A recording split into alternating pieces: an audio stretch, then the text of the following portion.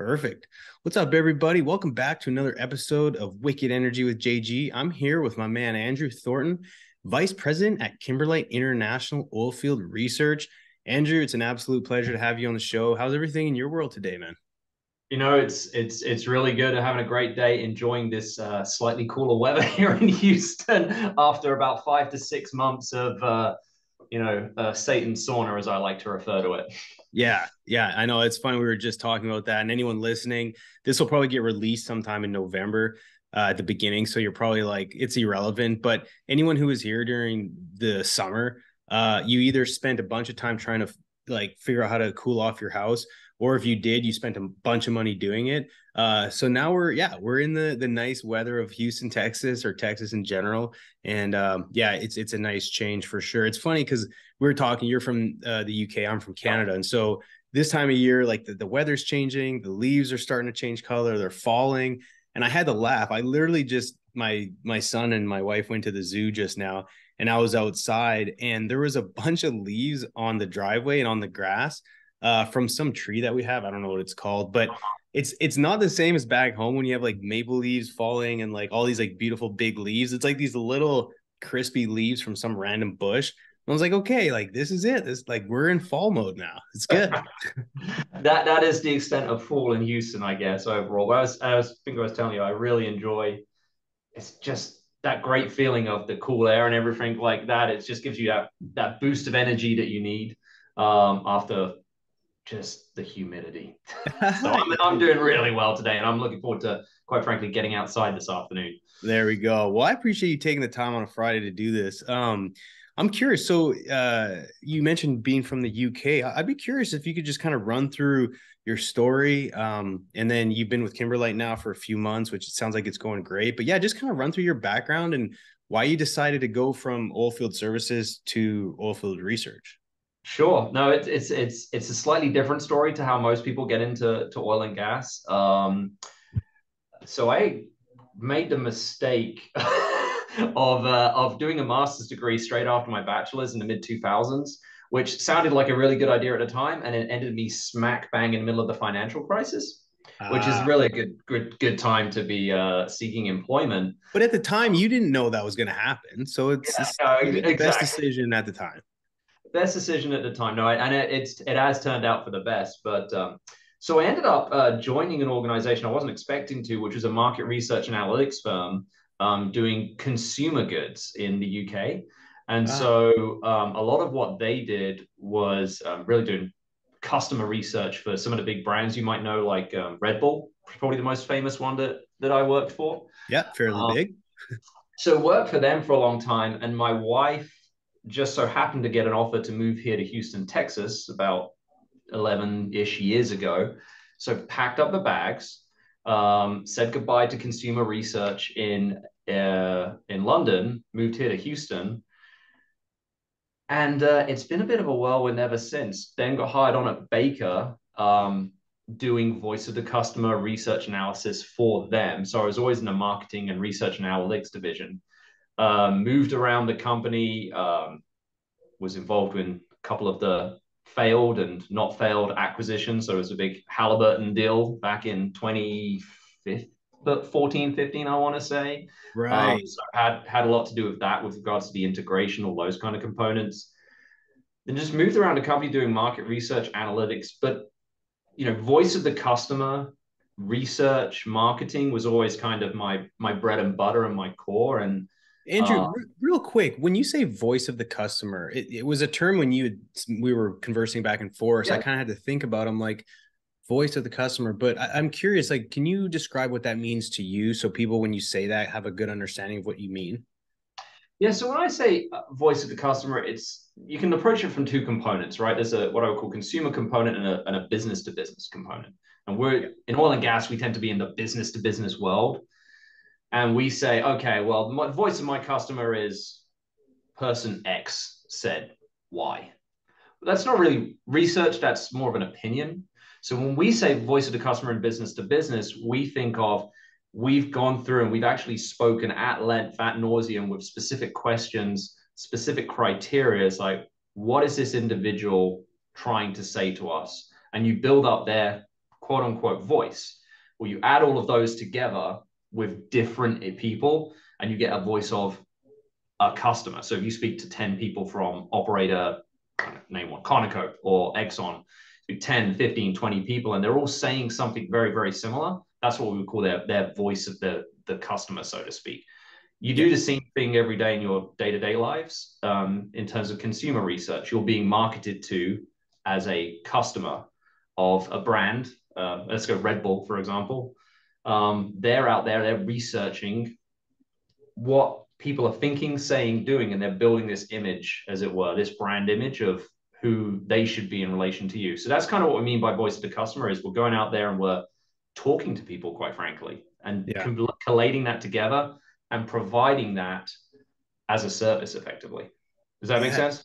Totally makes sense. And thanks for clearing that up. And it's interesting because especially in oil and gas, again, being in this industry my entire career, it's oftentimes extremely difficult, or at least I found. And I deal a lot of times with drilling engineers, drilling managers, VP of ops, so on and so forth. And it's oil and gas, and especially on the upstream side, we've been so we hold on to data and information so tightly. And even though internally at an operator, if they think Joe Blow service, energy services is the best thing that's ever been on their rig or whatever, they never really talk about it. You know what I mean? Like it's almost like they're so scared to give up information to say, you know what, I stand behind Johnny's oilfield service company because they've actually increased my performance and drove down costs. Even if that's the case, they never come out and say it. You have to beg and plead to even know how even if I'm a vendor, to go to an operator and say, can you please give me a rating at least on how I'm doing? And it's like, well, your costs are still kind of high, but you're doing okay. We haven't ran you off yet. And it's like, is that the best you can give me? And I find that extremely frustrating. It really is. And I think that it's changing. I think it's definitely changing over time, and the use I of agree. data I and the agree. use of information is, but you're absolutely right. I mean, and again, around certain parts of the world, it's still very tight to the chest. But I think the dissemination of public data in general has created this situation where everyone's going, okay, we need to maybe be a little bit more open. And we've seen, people getting value out of it. So, our company, we go out there, we conduct 3,000 interviews a year, approximately. Wow. Um, a lot of time and effort spent to get those interviews, and we still have a lot of people who's like, no, I'm not sharing information. But we've had instances where people have said, well, I'm not okay. I'll share some information, and then they've got information back, which has really helped them. And so it becomes that kind of two-way street of, okay, I get what I give, so to speak. If I give nothing, I'm not going to get anything in return in terms of understanding the broader market. Yeah. But if I give some information, yes, it might make me a little bit nervous to pass that along, providing it's not strictly confidential. Then actually, you tend to get a lot of value out of it. And so I think that's one thing we've seen over time is more people being open to it. And I think just the modern day world we live in, where information is absolutely everywhere, has just kind of made us immune to it, I guess, in a way. Yeah, no, and I would say, from my personal experience Yeah. dealing with operators, you're starting to see as different generations tend to move into managerial roles, the relationship between the vendor and the operator are slightly different by way of, they'll acknowledge that a service provider has actually helped their operations. And even on LinkedIn, I've seen some of the smaller operators, even some of the privates, will actually give shout outs to XYZ directional for drilling a record curve, which is like super cool to see. And even, I have a customer of mine that I've had for a while who sent an email out to all the stakeholders that were part of drilling a certain pad and acknowledged certain vendors because of the performance that helped contribute to like a record pad. And so to your point, like you're slowly starting to see that shift in terms of like, we're okay acknowledging certain service providers because without them, we know we wouldn't be anything. But again, the way we communicate the wins and losses is slightly different. And so again, it's an interesting conversation. Well, and I think what's really, I guess critical there when you think about it is that positive affirmation, so to speak, is actually important for those service companies as well. To your point, it's like, hey, Yeah. you're doing a good job, and it's providing that feedback. It's like keep doing what you're doing, as opposed to just constantly like, yeah, I'm not telling you how you're performing. Okay, well, how do I do anything about that? How do I move forward as an organization? If you genuinely believe my technology needs development, I need to hear it. If Yeah. you genuinely believe that my people are fantastic and we got to hold on to X, Y, and Z no matter what, they, as a service company, you need to hear that information so that you're able to then make, because we're all having to make decisions, right? Yeah. Well, my view is, well, let's try not to make those decisions in a vacuum. I think we sometimes forget, oh, I'm a service company and you're an operator, and I'm a company and I'm a company. It's like, yeah, but we're people, right? Yeah. And we're interacting as individuals, as it were. And so we need to understand how are we viewed as individuals. Yeah, no, it's again, a super interesting conversation, and one that I could have for a long time, because I live and breathe that world. You did Yeah, for a long time, a long time. but Yeah. now you get to kind of sit and look at things from a unique lens, and so I want to dive right into it. Okay. About Kimberlite, and if you could give us a brief overview of what Kimberlite oilfield research does, and then maybe something that kind of sets you guys apart, or something that you've since being there, I've kind of noticed, like, this is kind of special, and this is why I think we're doing a great job, and then we can kind of go from there. Yeah. So, I mean, in a nutshell, I think I mentioned it earlier. We go out and we conduct about 3,000 interviews per year, predominantly phone based interviews with oilfield operators for the most part. We're speaking to operators. We would call those the customers, as it were, of the service companies. And we're speaking to them and we're asking them a whole range of questions. Yes, around what is your plans for activity, macro stuff, and pricing, trends, all of that component. Where's the market going? But then we start to dive into those questions we just alluded to, is like, how are these service companies performing? Okay, what is their rating? How would you view them as an equipment provider versus a technology provider?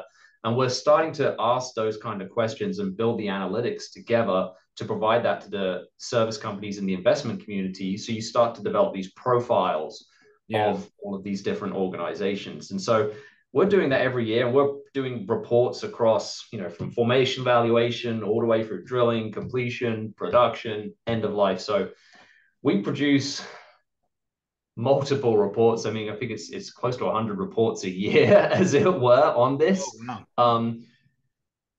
And it's definitely interesting having moved across from a few months ago, say 10 year as a recipient of the information, as it were, Yeah. at Baker, and understanding, okay, this is the information I'm receiving now to the other side of the fence. The big differentiator for us, I think, is there's a lot of data providers out there, right? There's a lot of market research consultancies and firms. We've all spoken to different ones, whether that be for board of director presentations or investor relations. The biggest difference I see between us is that we go out there and we talk to people. That's our main that's our main differentiator. That's what we do. Yeah. Yes, we go out there and we can grab public data, and we can grab the Baker Hughes rig count, and we can grab EIA data, and we can put it together, and we will. But our main thing is we go out and we talk, and we want to listen and hear what people are saying. Yeah. And that's kind of special because not a lot of people do that. I think we got a lot of people who form opinions through just information, but we tend to Yeah. form our opinions through talking, that lost art, so to speak. Yeah. No, I think you bring up a really good point. I mean, and that's why, especially in oilfield services, it's one thing to cold called via email, but the best type of cold calling is somehow getting in front of someone and just asking the right questions, because the amount of information that you can get if you just allow people to talk, given the right questions, Yeah. you can extract so much information, which they almost tell you exactly what they're looking for, and then you just come up with a solution tailored to the problem, and away you go. And so, but again, kind of going back to the lost art, yeah, I think people are so quick to just get on Google or Bard or Mhm. any AI tool out there that can compile information and then draw conclusions based off that. But at the end of the day, it all comes from people, and if you can get boots on the ground and get in the weeds and ask and talk to people, that's where you're going to gather and extract the most valuable information. So I tend to kind of lean into that as well, and commend you guys for kind of, sticking to that principle of let's just talk to people who are doing the work. Yeah, and you're going to get these macro observations, sure, and you're going to get it from the data sources as well. But it's those micro observations that actually can really drive a lot of value. It's like, hey, I'm Mm. having this problem in this particular area of my asset or whatever my AFE is. Like, this is the challenge I'm having. This is what I'm being presented.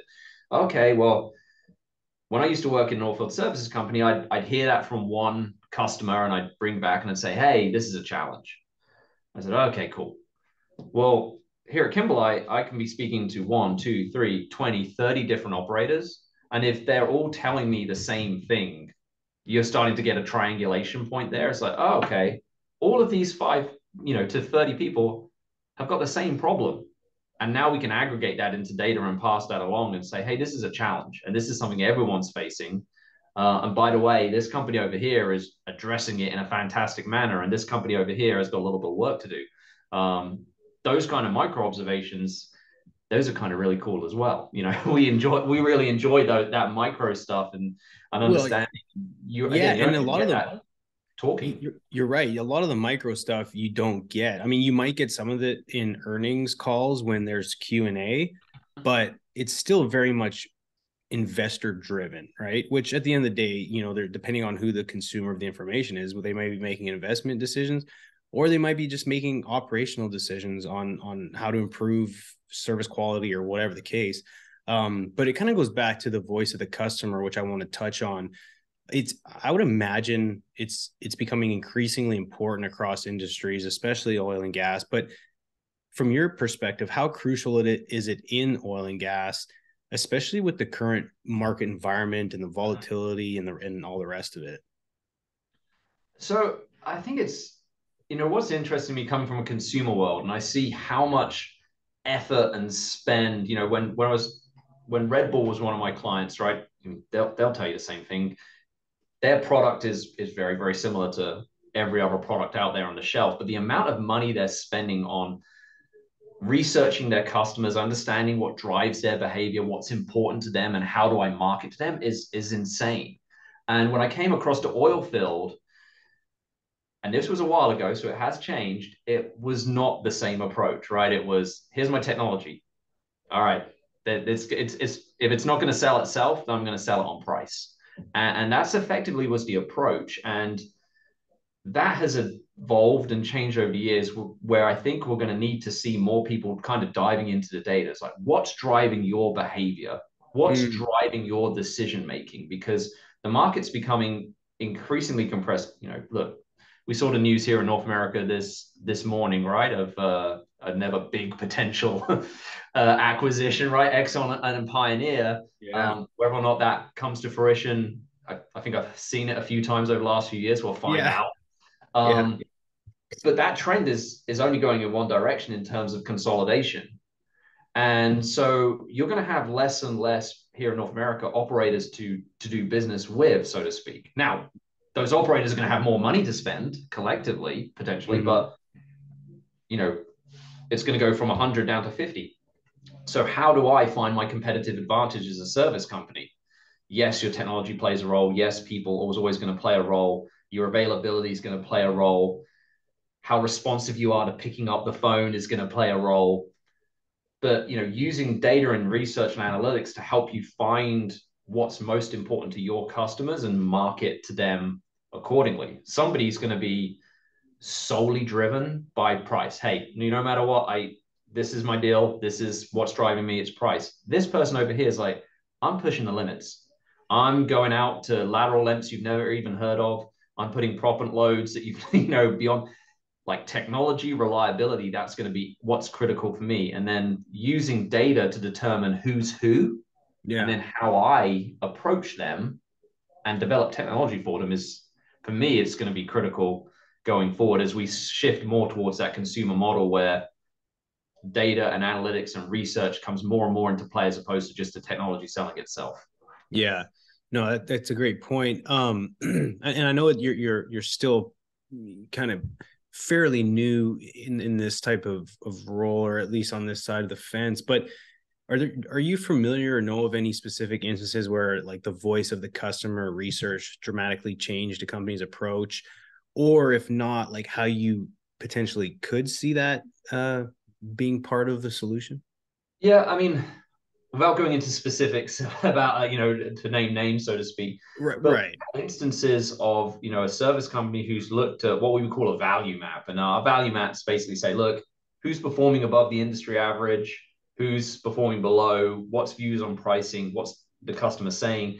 And so we had an instance not too long ago where it was a major account for a service company that was effectively saying, look, to all intents and purposes, you're delivering what you're delivering, but what you're delivering isn't actually what I need. I need Uh, something entirely different. And effectively put them in a what we would call a value disadvantaged position where potentially they could lose that work. That was a pretty significant client. wow. And so the service company noticing this data point, kind of, they got our data, they then triangulate it with other information because, like all market research firms, we don't have all the answers, but we're part of the puzzle, as it were. Yeah. And they got the additional data. It's like, oh, hang on, we're at risk here. We really need to rally the troops and save this account. And they did that, and it worked pretty spectacularly for them. So that's an example of how you would use our information, or how it has been used, I should say. Yeah, no, that's exactly what I was looking for. That's a great example. I want to pivot a little bit and talk about the competitive positioning and customer loyalty. And so I'm curious, what metrics do you guys look at when assessing the competitive positioning and customer loyalty of oil field service suppliers? Yeah, so I'll reverse order. I go customer loyalty, but so customer loyalty will use the Net Promoter Score, which has been around as a metric made by Bain and Company for several decades ago. And basically, it's a really straightforward question, which is, look, on a scale of 1 to 10, how likely are you to recommend service company X to a friend or colleague? Because the best, recommendation could be, I'm going to recommend you to somebody else. Like, I'm going to put my name, because you're effectively at that point in time, you're selling for that service company because you're putting your name next to it. Yeah. It's like, if I go to you, Justin, and say, hey, I really like this product, or I really like this app or whatever, you should go get it. Then I'm attaching my name to it. So that's been a really good way of measuring loyalty. Are you going to recommend it to someone else? And so you go from a scale of 1 to 10, and without getting too much detail, if you're a 9 or a 10, highly likely to recommend. 6 or below, you're not going to recommend them. And then you've got the middle. I think there's a little bit of cultural differences here. I'm from the UK, right, where if you've got anything above 70 in an exam, you're considered a genius. Whereas in the US, I think if you got less than 95, it's considered a fail. So there is a few cultural normalizations that need to occur from time to time. I remember when I first came to the United States, and they were like, "Well, what grade did you get?" I was like, "Well, it was a 77," and they were like, "Oh, I'm sorry." It's like, no, that's good. Yeah, yeah. That's, um, I can identify with that. Yeah. I think Canada is somewhat similar as well in terms of the cultural aspect to it. Yes. Yeah. Yeah. But so that would measure customer loyalty, and it gives you what we call a net promoter score. Cool. You basically take, hey, how many people would recommend you versus the percentage that wouldn't, and you net them off against one another. So that's how we look at that, and it's a pretty consistent metric over time.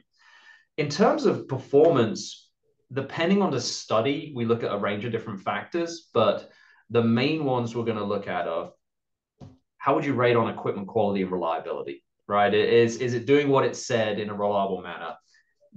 Is there a technological differentiation between you and the competition? How responsive are you?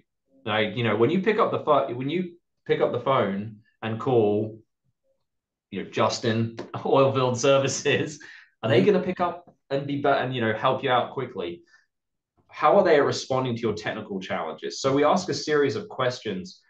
We just do it 1 to 10, and it gives us an idea of overall how each service company is faring across kind of like people, technology, pricing, availability. That's kind of how we would bucket it all Yeah. together, and it gives you an overall performance score effectively. Gotcha. Okay. No, But that's again, some. going back to different people, different companies have different drivers. So you may be knocking it out the park on technology, but if you're knocking it out the park in technology for a price sensitive buyer, that may not be the way to go, and vice versa. Like your pricing may be fantastic, but if they're a technology buyer and you're getting a 5 for technology, then you're probably not going to win the work. Right. So, and I don't know if this is a relevant question, but like, because there's so many different companies with so many, I guess, business objectives, which may change the outcome of the answers. Do you guys somewhat account for that or normalize it? Or is it just the data is the data and you try and get enough data set to kind of cover the entire spectrum?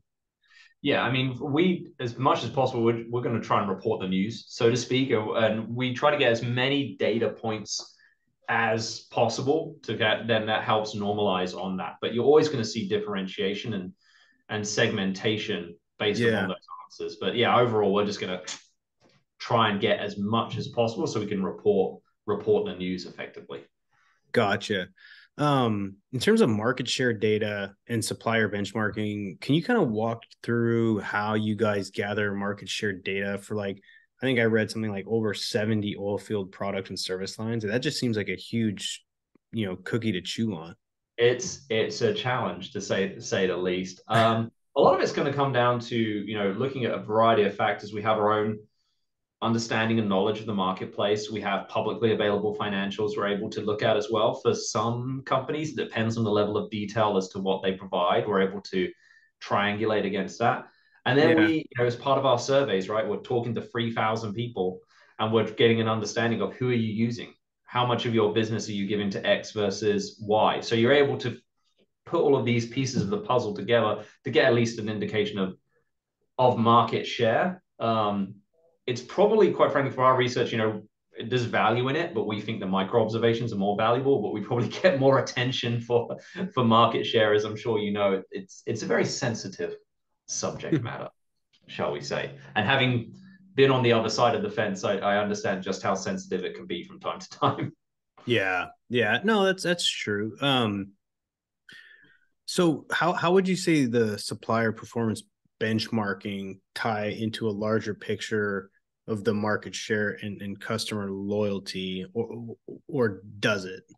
No, there's definitely a correlation, right, between your overall performance versus your market share. So we've seen that time and time again, and your customer loyalty is statistically correlated to your financial performance. What we tend to see happen is if you're improving your performance, if you are improving your technology, you're improving your personnel competencies, you're steadily marching to the right effectively. Yeah. Someone once said to me, it's like, Andrew, just make sure the graph is always going up and to the right. Uh,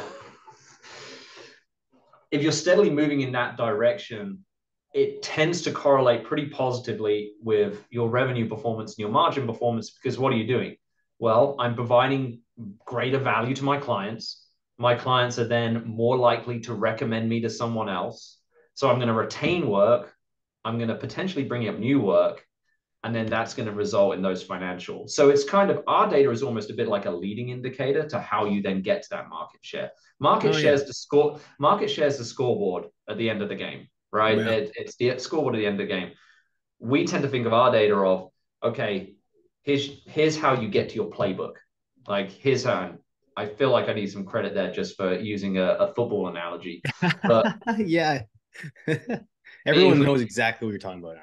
yeah. So this is how you get to the end of the game in that market share position. But our data kind of gives you that, okay, look, this customer values this customer values Y. Your strategy is X. Move in that direction and it will result in the financial return at the end of the day.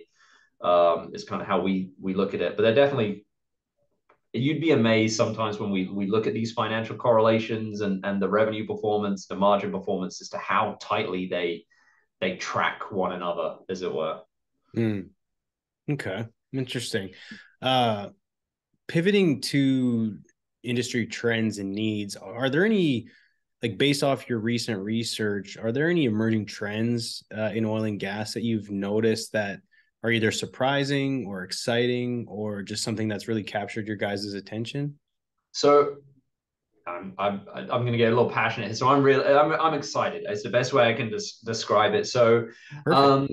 we, of all of those reports we published, I think the one we did a few weeks ago was artificial lift and production chemicals, which is the one we most recently published. And I think we've all seen here in North America for the past 7 or 8 years, really since that kind of downturn of 2015, the productivity on a per rig, a per well basis went through the ceiling, right? It was kind of like went from 2,000 rigs all the way down to hundreds, and we only went back up to 900, but oil just kept going up and up and up. Production just kept going up and up and up. It was Yeah. the shale miracle, right? And then it happened again in 18 and 19, and then it happened again like the last couple of years. And a lot of that is on the drilling and the completion side of the equation, right? In terms of Yeah. drilling efficiencies, lateral length, stage counts, production volumes. But the piece of the puzzle that was not really touched yet was on the production enhancement as well. When it comes to like digital use of artificial lift and production chemicals and combining those things together and looking at, a lot of the efficiency, productivity, and technology was on the drilling and completion side, and very Yeah. little touched on the production side. Um, and what we saw in our most recent study is a very clear need for that to be the next quote unquote technology frontier in North America. So I think you've heard a lot in the news about running out of inventory in North America, or hey, their inventory run rate is why we saw this consolidation. Yeah. But the best way I can describe it is this: we don't have an inventory problem in North America. We have an economically viable inventory challenge. Oh, So interesting. I Yeah. would view that as, look, it's a challenge with technology and differentiation from the service companies being appropriately applied by the operators. Then you can turn that acreage, which breaks even at 60, $70, to break even at $40, whatever that looks like. I think you're at the top of the whale curve when it comes to drilling and completions, maybe. We'll see. I'm sure there's always somebody out there thinking of something crazy and new, which is great. Yeah. But production, artificial lift, chemicals, and the use of digital in that space in particular, I Hmm. think is kind of the next frontier in North America. And that's the bit I'm kind of really, you can tell I'm excited about what that even looks like. Because I'm not even sure the industry knows what it looks like, but they know there's something there, and they just Yeah. need to quite figure it out. No, I know there are companies that are working towards increasing the well productivity. A couple of the show sponsors, one's on the chemistry side, one's on automation, and like inflow control type stuff. Yep. To where, yeah, I mean, I really liked what you'd said about instead of having an inventory problem, having an economically viable. What was it that you said? I said, what I said, I said, it's not an inventory problem. It's an economically, oh man, I've lost my own words. No, no, no. You made me forget my own word. Thankfully, we recorded it because Recorded I'll this be so you able can to. look, but it's like, how do I tell it's an economic inventory challenge effectively. Like, how do we make it? Yeah, How do we rise to the challenge to make that acreage economically viable? yeah. Well, and it comes down to I remember being, when I was back in school, we often talked about oilfield reserves, and there's so much original oil in place, but what you can economically viably produce is so Mm-hmm. small. And so I thought, like, even back then, it doesn't like a monkey could figure out, like, we need to figure out a way to like extract all the oil, not just like 13% of it or whatever. Obviously it varies, but it's, when we can get to that point, it'll be fascinating. And the company that I work for, JChem Catalyst, is our sister company. We're all under the same umbrella, and it's they're up to some fascinating things. And I know that they're continuously scratching at getting just more technologically advanced, and just hearing conversations internally, it's like there's a need for some really unique chemistry to unlock value that's, essentially stuck in the rock. And And that's, I know so I said I was going to, but like that's a great company. From our research, this comes across consistently as a great company pushing the boundaries and really challenging. And that part of the conversation, right, is that who are those service companies who are trying to get out there and push that challenge? And that's definitely one of them that we've seen in our most recent data for cool. sure. And I certainly didn't mean to send out a shameless plug, but Oh, I mean, I'm right. It just definitely, so and happens. yeah, no, but it's an interesting conversation, and it's one that, like, us as drilling guys, like, oh, we just need to drill better wells. And it's like, well, I'm pretty sure, like, with directional drilling technology, like, we can place a well exactly where we want it to. So, I don't know if, like, the rate of improvement or efficiency is going to directly correlate to better wells, maybe the placement of the wells. But again, I would agree that on the production and the efficiency, um, I think there's a lot of meat on the bone there. So I don't again, think we that's an disagree, area right? that, Where you're drilling, with thinking about my ESP placement versus the chemicals I'm going to use. Like you're thinking about the whole life of the well to get from. And I don't think we all know, right? It's a lot of decision making is okay. I have my AFE. This is what I'm responsible for. This is my metrics that I need to hit, whether that be drilling days or lateral length, and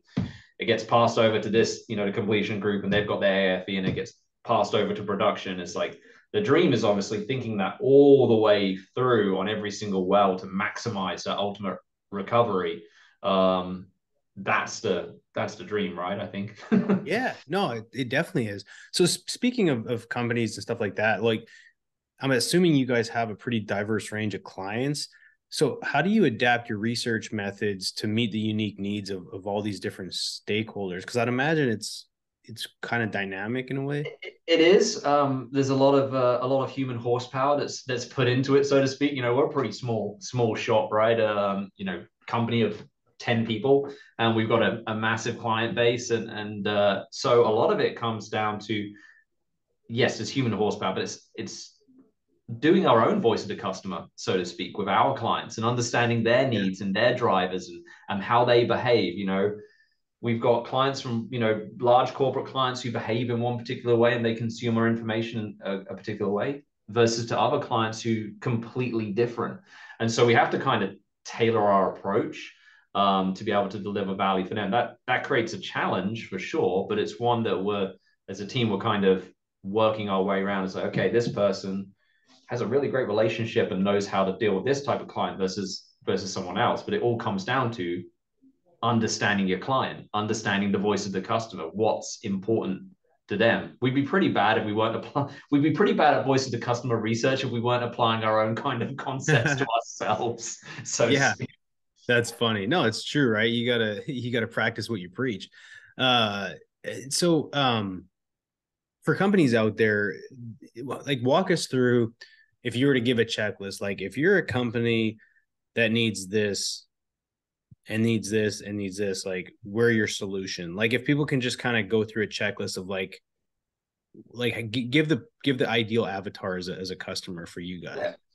So we kind of cover a range of things, but I would say, look, if you're looking to understand the market from the voice of your customers, as it were, like not Yep. just, hey, here's a mathematical projection. Like, what are your customers saying about where the market's going to go and what pricing is going to do and what we're anticipating? That would be one of the checklists.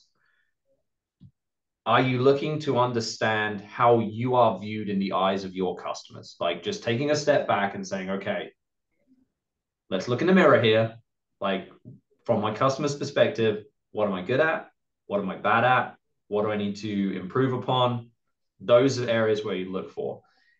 If you are looking to grow and expand your business, then I think we would also fill in that checklist as well, because, like, what do I need to do and who do I need to target and how do I need to target them?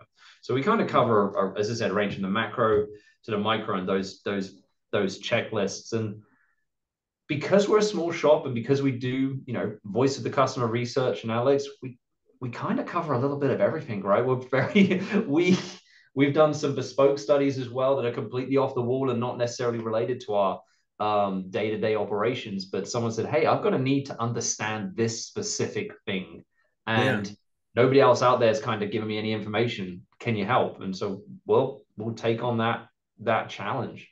Very cool. No, that's perfect. I think that that sends the right message. And again, it's interesting to, I mean, access to information is, I mean, it's like gold, right? And so the more you can get your hands on to help you make better business decision at the end of the day, that's what's going to help drive performance and hopefully the financial health of the business. Andrew, I'm curious when we kind of step back and pivot more towards, just more on the personal side of things. Yeah. So how long have you been in the United States for? So I've been in the US since January 2013. So Okay, so yeah, yeah, for a long time. 10 and a half years. I am literally going to be well, by the time this podcast airs, hopefully I will be a citizen of the United States. I've passed my naturalization. Whoa. I passed my naturalization last week, and they're sending me for my ceremony next week. So yeah, that's gonna. My daughter is very happy about that. She's American through and through. We asked her once. We said to her, "Is like, hey," because my wife is also British. Okay. I say also. Well, okay. Here's where it gets funny. She hasn't had her, acceptance yet for the interview for naturalization. So me and my Okay. daughter will be American, and she'll be the odd one out. Oh Uh, yeah.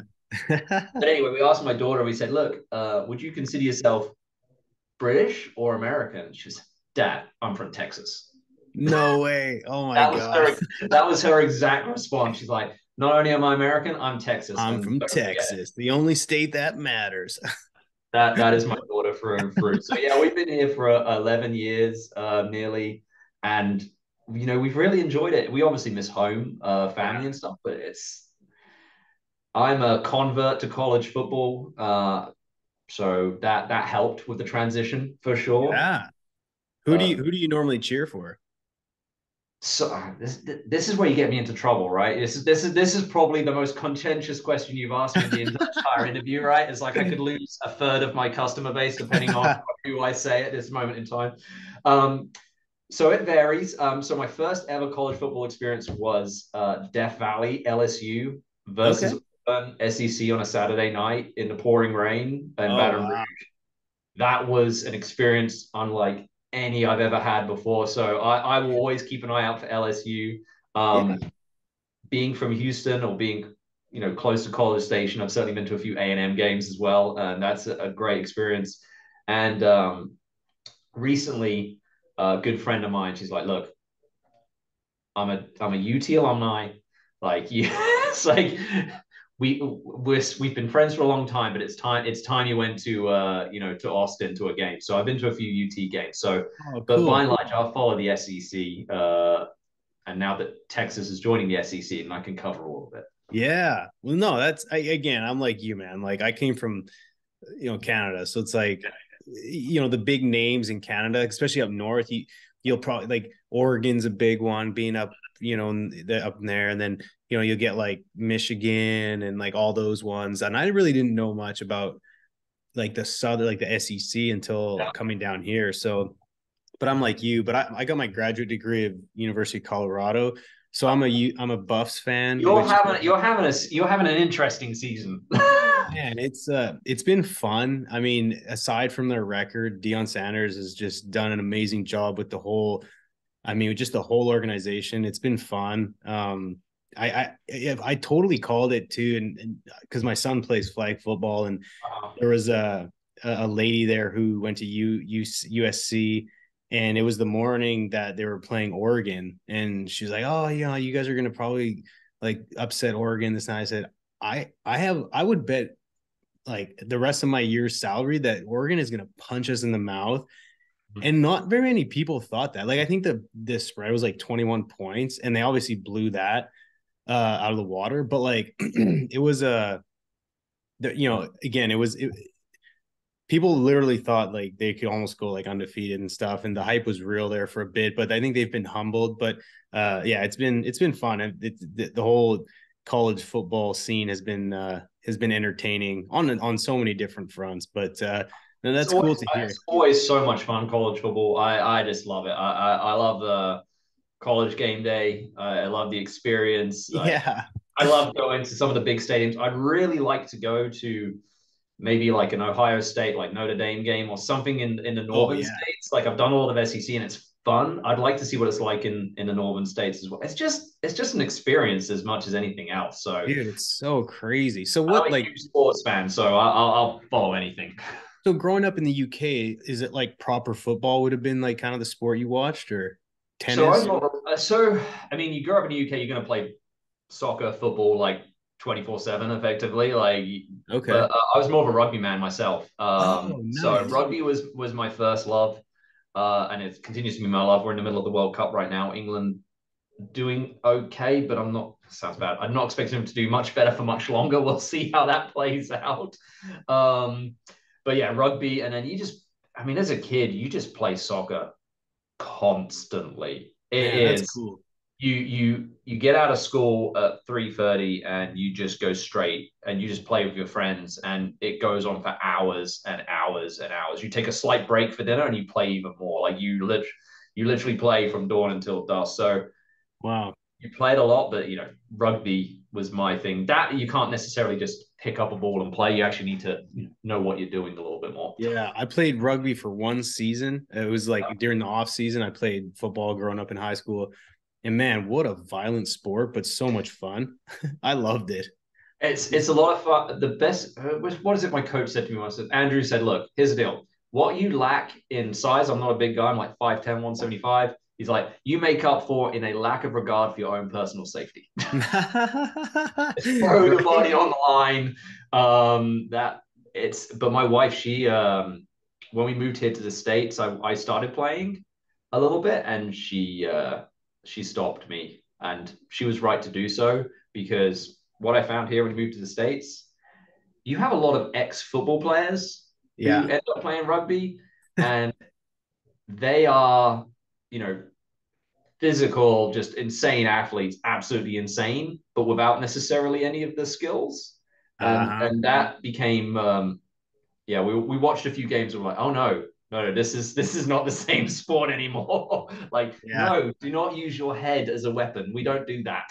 No, that's a good point, man. I felt like I learned to tackle much like playing rugby helped me with my tackling technique, not to just like collide every time. It was more of like a I don't know, not an artistic way to tackle, but it was more anyway. It helped me with my There's technique. Like it's literally you in England. You do what we call touch rugby, so you don't not full on contact up until like the age of 6, maybe, and then yeah. about 7, 8 years old, you're going to contact, Yeah. where you are semi-contact, where you're tackling, and it is like lesson number one is like how to tackle, how to get your head out of the way, how to protect yourself, and Yeah, it's a lot more elegant. If you see a good wrap up drag down or whatever you want to call it in rugby, it's very yep. much different than like because football is more of a collision sport, whereas more rugby I feel is like a little bit more like elegant in the way they are physical. But anyway, it just I know we got Yeah, off topic, but yeah, I know. Sorry, you got me no, talking no, about it's rugby, good. so I I was I going to asked the go. questions. It's great. Well, Andrew, again, really appreciate the conversation. Again, as this type of information and just discussions hits home because I look into this stuff all the time. What I'll do is I'll put Kimberlite's website link in the show notes. For those out there, connect with Andrew on LinkedIn. I noticed you guys put up a YouTube video. I encourage Kimberlite and the rest of the team there. I know you're slim, but keep putting out that type of content, man. It's huge. There's a lot of underpriced attention out there. And for the listeners, share this episode. Like I said, connect with Andrew, connect with Kimberlite, and just, yeah, be on the lookout for more information. And always remember that approaching the energy landscape with a radically open mind is helpful for everybody. Be kind and always remember that everyone deserves access to energy and we is greater than me. Thanks, everybody.